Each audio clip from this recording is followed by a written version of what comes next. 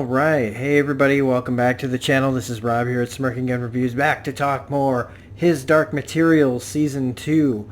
We are now on Episode 5. It is called The Scholar. It just finished airing here in America on HBO Max. And we're here to talk about, so full spoilers if you've not seen it. Also, if you're liking the content, please become a subscriber. Don't forget to hit the like button.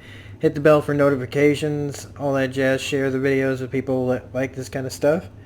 And I want to thank everybody out there that has chosen to not just watch like the reviews that come out for when it airs on the BBC, but like picking to watch probably multiple videos for this show. I think this show needs a lot more support. It's nice to know that if somebody finds my video, they've probably watched maybe 2 or 3 other videos on the same episode. So thanks for choosing to watch mine. And yeah, make sure to spread it around. Let's get the community really building on this show, because I just don't think it's that big. Maybe I'm not looking hard enough, but it just seems to be still this kind of flying under the radar show. But to get into the episode proper, The Scholar, is a pretty good, intense episode. It building all around the plan to steal the alethiometer back from Boreal's house. And how, once again, Lyra and Marissa Coulter, destined to run into each other again. Lyra never knowing where her mother is going to be showing up. And Marissa kind of is also the same. Like, they just kind of keep running really close by into each other. And this is another one of those episodes. We also get a nice big character move for Mary Malone, who is, like, what I love about her is she's not somebody with some, like, crazy past. There's not some real mystery around them. She's just a person. I really dig that. Now, yes, she's a person who's working in dark matter and stuff like that. But I mean, like, she just comes across as just an average person. If it wasn't for her work, she'd just be any other average Joe. Or Joy, in this case. And so I really like what they're doing here with this character of Mary Malone. I love ordinary people getting to do extraordinary things and not have to have some kind of, I don't know, extra something added to their character that makes them, like, more interesting other than just being a normal person. Well, so we get to see more of Boreal's, like, obsession with our world. And that's how we're going to jump into this. The scenes, like, I thought this was a really fast-paced episode. And it mostly had to do with, I think, the really intense scenes when they were trying to break into Boreal's little castle, for his little estate. That all was really intense. You've got Mrs. Coulter hanging around. You've got Lyra at the front door trying to work distraction. And Marissa holding herself back. Not wanting to basically show her face, and where Lyra would just bolt. We just jet out of there. And that never quite seems to work out. They're always just like in season 1, when she finds out that Lyra's there only by screaming, that's my mom, mommy, like, if she just sat in there, she'd have been none the wiser to what happened to her daughter, really. And so once that happens, though, boom, they have that one little interaction, and then every other time it's just kind of been like running away the other direction. But in this again, like at the start of this episode, you have Mrs. Coulter again, like looking at a family and, seeing the mother with the child and her just still having these conflicted feelings about what she's doing when it comes to her daughter. And, but like what Boreal sees here isn't her looking at that. He sees her and thinks that she's looking at the fact that they have no demons, which is something that needs to be brought up to somebody from a different world. And that our world chooses consumerism over faith, which is true. I wish it was something else over the other, but it's pretty true. I think faith is still pretty... I think consumerism and faith kind of are intertwined in this world a little bit. I would prefer neither of these things to have that much hold on us.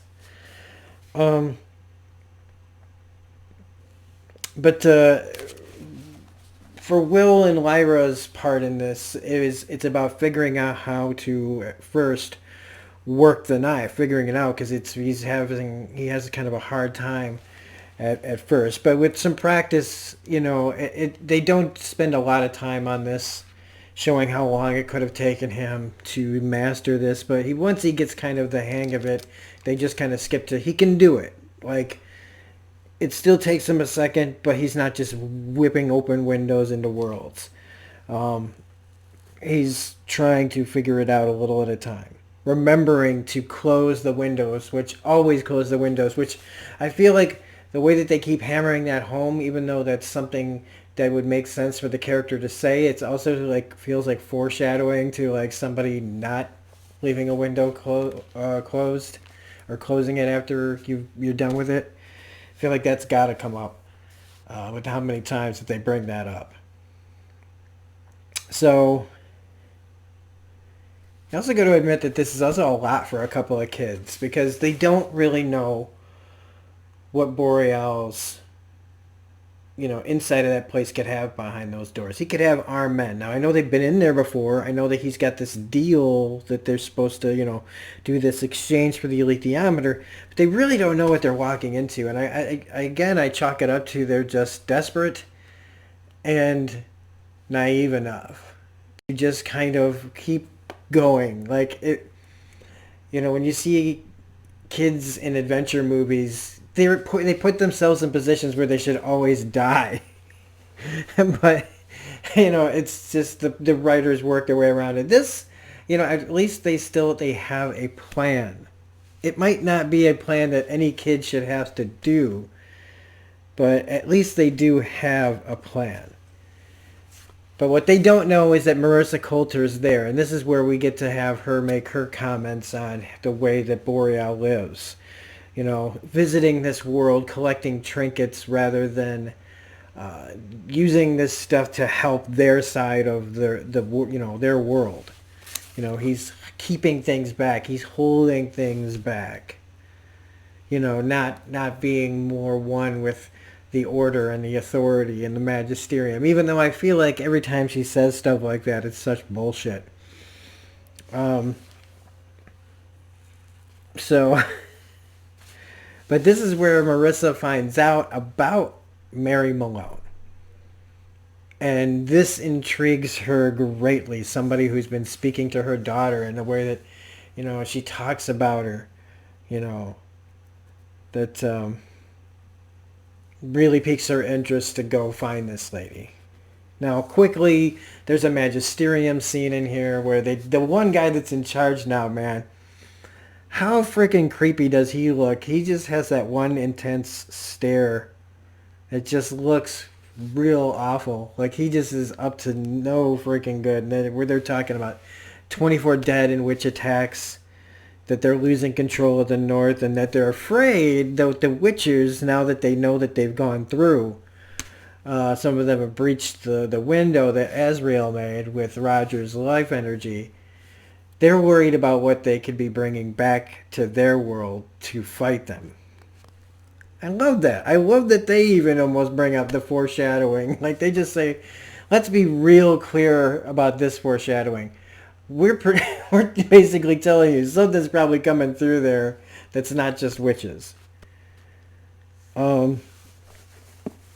Coulter, leaving her demon completely behind. Now we've seen her be distant to it before, but this time it felt really like I don't know, maybe it was her demon was a little more anxious because they're in a different world, but like when she closes that door on it and leaves, and it's that her demon really looked like, "Are you coming back?" Like really felt like an abandoning scene.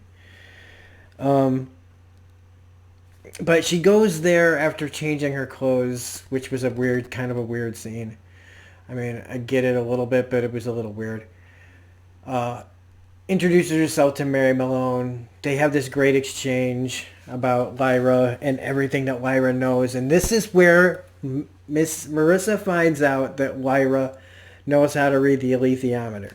It's season 2, episode 5. She does not know this information. This is literally being told to her secondhand, right? From some stranger that's been talking to her daughter, and now she finds out that her daughter can read the alethiometer. That is a big moment, and it's handled with such brilliant subtlety. Ruth Wilson and the way she just barely moves her face. It's enough for you see it where she just hears that news and it fucking rocks her world.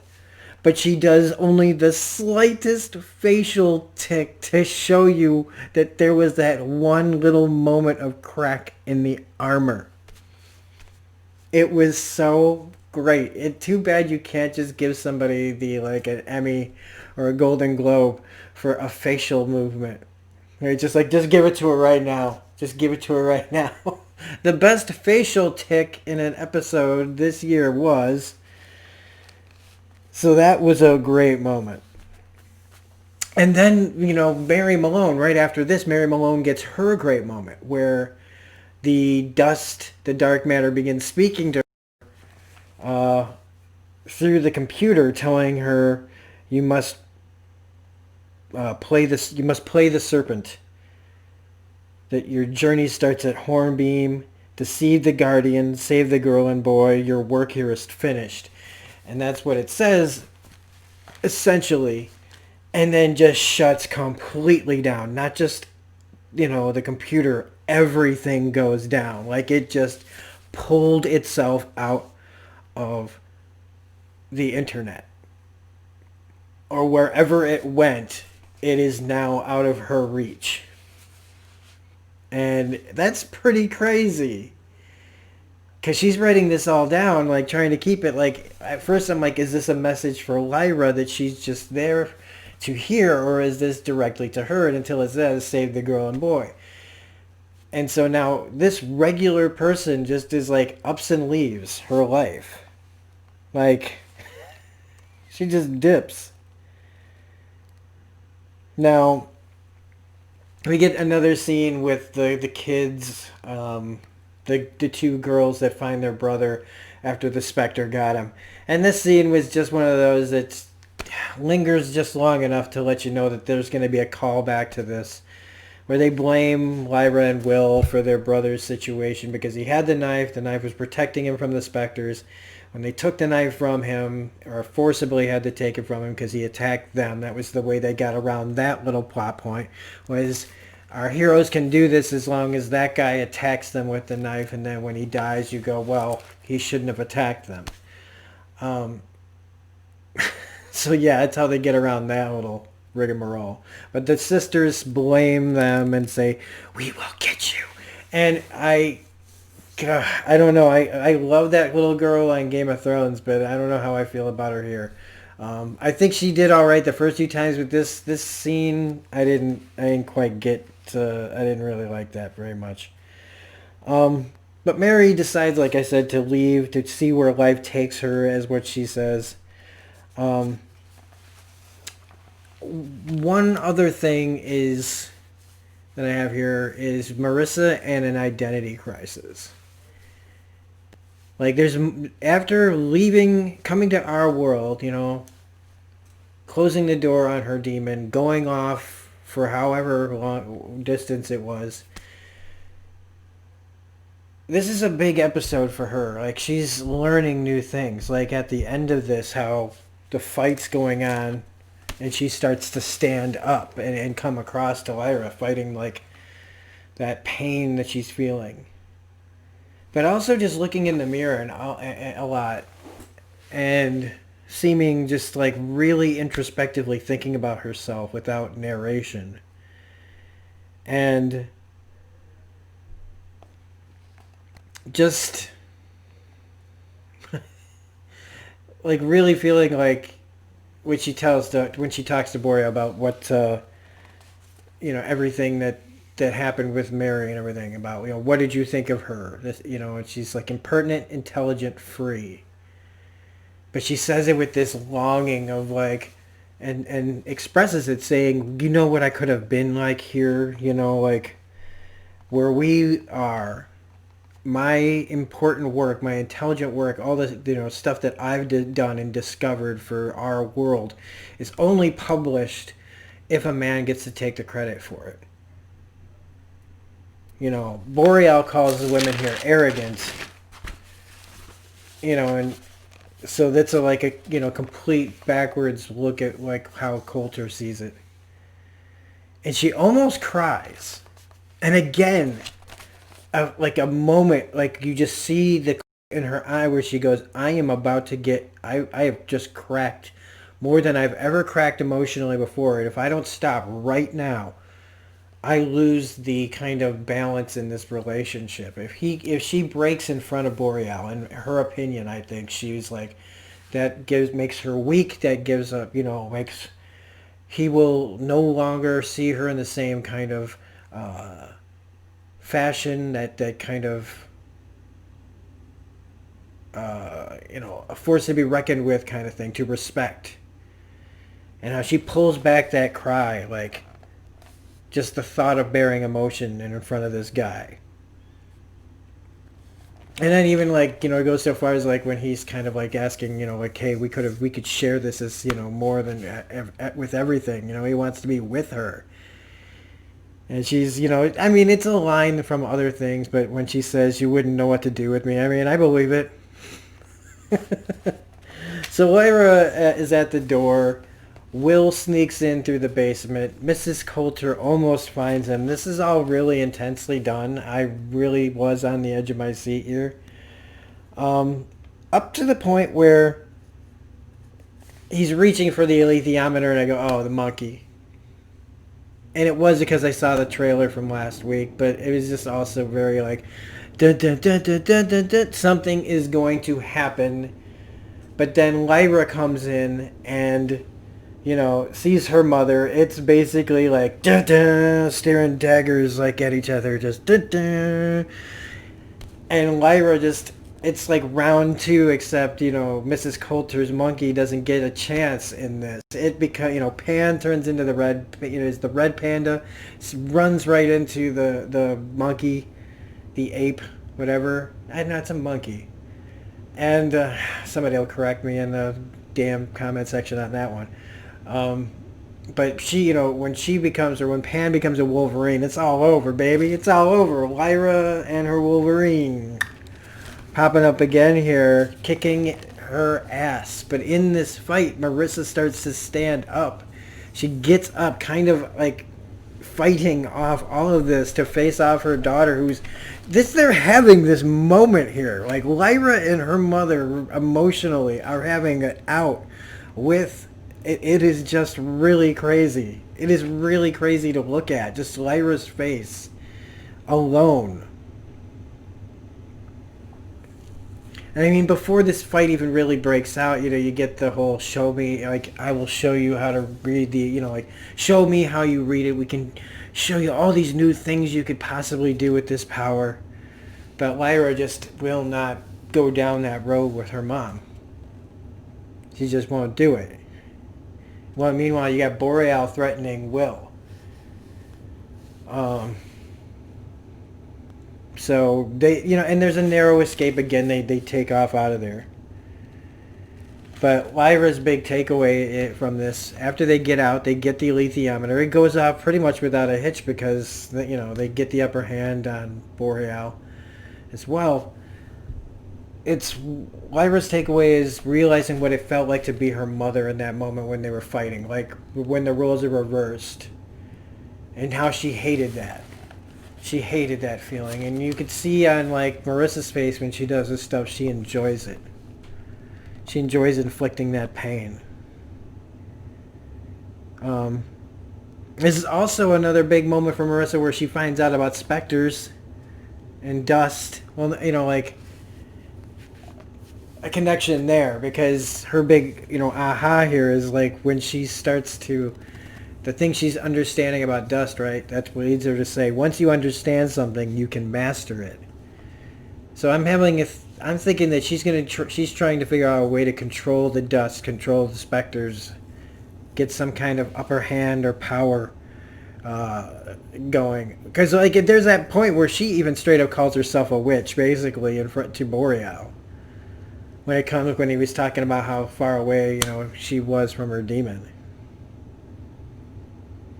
And we end with Mary Malone deceiving the Guardian, who's basically the person protecting the window from Boreal, or for Boreal, where she assumes the role of Mrs. Coulter and comes into Lyra's world. And that's the episode. And it was really well paced. It is pretty intense. It's got just some more great acting from everybody in it. I can't wait to see what happens in episode 6. This hasn't been as good as season 1 for me. But world building tends to do that. But it's not bad. It's just different. This is definitely one that when it's all over, I'll be rewatching the entire thing all over again, just to see it all as one big giant movie. So anyway, with that being said, if you like this review, please hit the like button, comment, share, subscribe, hit the bell for all notifications. Otherwise, we'll be back with episode 6, the penultimate of the season. A lot of these end up being pretty good, folks, so we'll see you then. Have a great night. Bye.